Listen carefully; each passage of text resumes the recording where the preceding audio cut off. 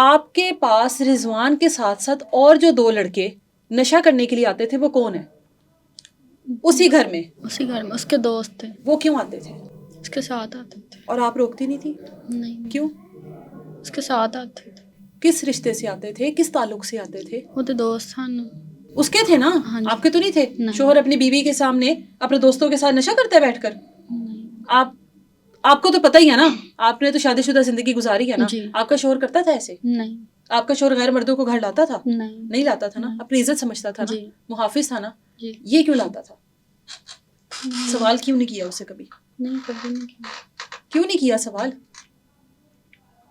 بس ویسے. ہاں، آپ کو بھی نشہ کروایا اس نے کبھی؟ سچ بتانا. جی. کون سا؟